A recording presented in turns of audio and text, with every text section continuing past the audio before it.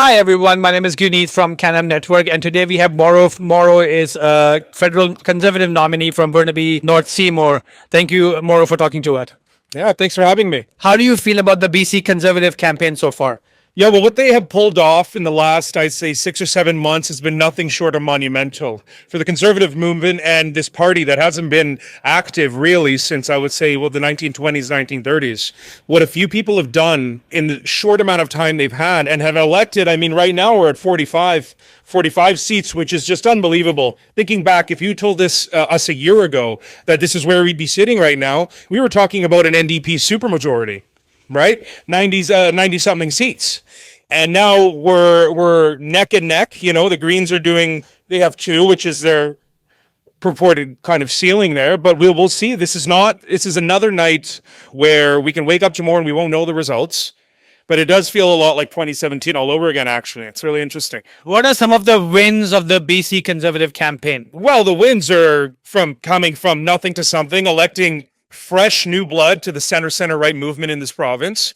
We have a whole swath of new people, new ideas, and I really think it's healthy because things get stale. Especially, I think a lot of us saw, and most of us were part of BC United at one point, right? When we were part of the coalition, we needed new blood, and the new blood has come. If the BC Conservatives don't happen to form the government, what do you think would be the biggest learning of the campaign? The biggest learning curve, well, I mean, next time around, there will be more time to have infrastructure, more of an infrastructure, more data, more information, more voter information, more members even. And that's what BC United had, for example. That's what the NDP has, right? So there will be more time and it will be more of a stable infrastructure to be able to build a campaign off of. But like I said, what has happened recently is nothing short of just monumental. It's unbelievable what they have done at the Conservative Party. Angelo, everyone over there. It's unbelievable. What is one of the biggest reasons of NDP still holding on to their win?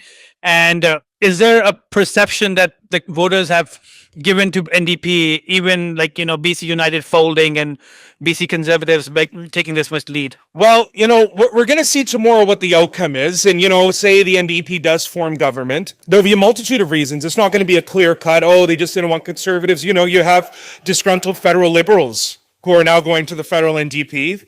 Mind you, we, as Conservatives, I guess you can say in the way that I've seen, we held our noses for 20 odd years under the BC Liberal banner. And we still ran candidates. We kept the coalition alive, regardless of the disputes we have. But for some reason, it's not reciprocated. So, they went and defected to the NDP, and it's unfortunate. We see a lot of people taking out memberships and supporting and taking lead in campaigns over there. But if they do form government, it's going to be for many reasons. The independent is another major factor. Now, you are running for the federal nomination or the federal riding. Do you think Pierre's popularity within the Conservative brand is a factor to all the BC Conservatives as well? Well, most definitely.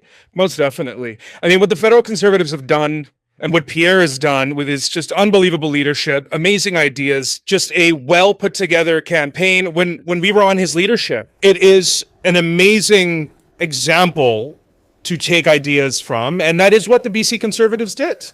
And it is clearly worked. And I'm proud of it. I'm happy for it. All right. Well, thank you for chatting with us. Thank you very much. Good talking to you again.